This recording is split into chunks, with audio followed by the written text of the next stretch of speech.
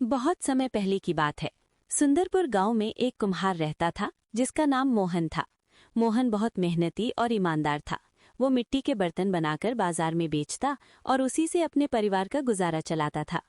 एक दिन सुबह सुबह मोहन काम पर जाने लगा तो उसकी पत्नी गीता ने उसे रोका। आज बाजार से कपड़े ले आइएगा। रोहन का स्कूल यूनिफॉर्म फट गया है। अध्यापक ने कई बार टोका है। पिछले महीने तो सारी कमाई दवाई पर खर्च हो गई जब तुम बीमार पड़ गई थी। अभी पैसे कहाँ हैं? तो फिर क्या करें? बच्चा स्कूल कैसे जाएगा? मैं आज सेठ राधेश्याम से अपनी बचाई हुई मजदूरी मांग लूंगा। 2 महीने से कह रहा हूं, आज दे ही देंगे। सेठ राधेश्याम का मिट्टी के बर्तनों का कारखाना गांव में सबसे बड़ा था, लेकिन उसकी बदनामी भी उतनी ही थी। कारखाने पहुंचकर मोहन ने देखा कुछ मजदूर इकट्ठे थे। आज फिर वही नाटक होगा। पैसों के लिए तरस आएगा। कल तो मेरे सामने ही एक व्यापारी उसे पैसे देकर गया था, फिर भी उसने कहा कि अभी माल नहीं बिका। पिछली बार तो उसने मेरी आधी मजदूरी इसलिए काट ली कि मैंने एक कटोरा गिरा दिया था, जबकि वो कटोरा उसका बेटा खेलते हुए तोड़ रहा था। मोहन ने सबकी बात सुनी और अंदर गया। सेठ राधेश्याम अपने कमरे में बैठा हिसाब किताब देख रहा था। सेठ जी नमस्ते, मेरी 2 महीने की बची हुई मजदूरी। अरे मोहन, तुम हो? देखो, अभी मुझे एक बड़ा ऑर्डर मिला है। तुम जल्दी से 20 बर्तनों का सेट तैयार कर दो। पैसों की बात बाद में। लेकिन सेठ जी, बच्चे की यूनिफॉर्म। यूनिफॉर्म हर कोई अपनी अपनी समस्या लेके आ जाता है। क्या मैं कोई दानवीर हूं? काम करो, पैसे मिलेंगे, नहीं तो जाओ। मोहन निराश होकर बाहर निकला। शाम को वो सीधे घर न जाकर जंगल की ओर निकल गया, जहां अच्छी चिकनी मिट्टी मिलती थी। अचानक आसमान में बादल घिराए और मूसलाधार बारिश शुरू हो गई। मोहन एक टूटी फूटी पुरानी कुटिया में छिप गया। कुटिया के अंदर अंधेरा था। रोशनी में उसने देखा कि कुटिया के कोने में एक प्राचीन हथौड़ा पड़ा हुआ है। मोहन ने उसे उठाने की कोशिश की, तभी एक तेज रोशनी हुई और एक विचित्र आकृति प्रकट हुई। रुको, उसे मत छुओ। तुम्हारे माथे पर ईमानदारी की रेखा है। तुम्हारे हाथ मेहनत के छालों से भरे हैं।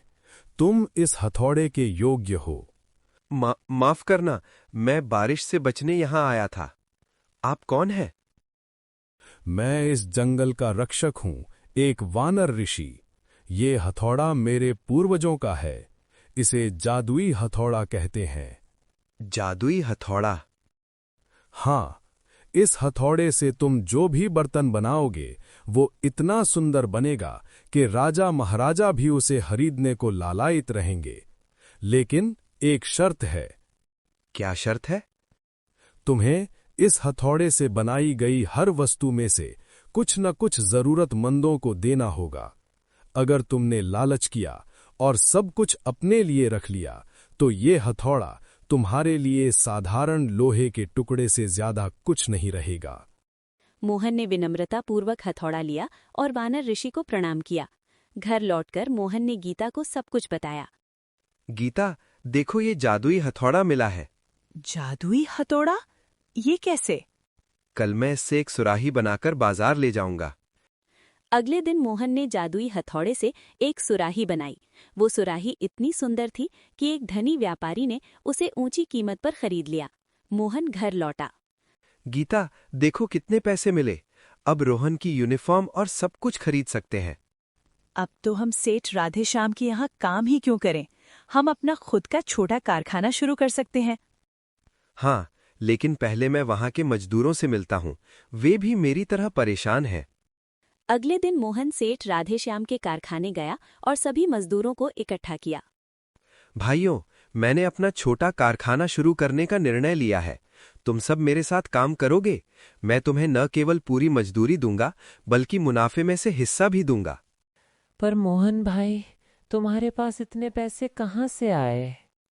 भगवान की कृपा है। मैंने एक नया तरीका खोजा है बर्तन बनाने का। हम मिलकर काम करेंगे तो सफल जरूर होंगे।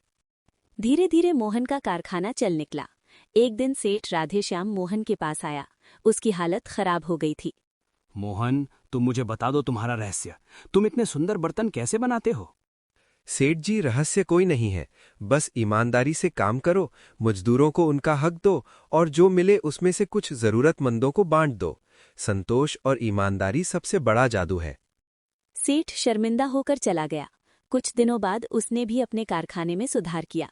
मोहन ने कभी भी जादुई हथौड़े का दुरुपयोग नहीं किया। वो सदैव वानर ऋषि की सीख याद रखता। कहानी से सीख: ईमानदारी, मेहनत और दूसरों की मदद करने की भावना ही वो सच्चा जादू है जो जीवन में समृद्धि लाता है। लालच और स्वार्थ अंततः व्यक्ति को निर्धन बना देते हैं, चाहे उसके पास कितने ही जादुई साधन क्यों ना हों।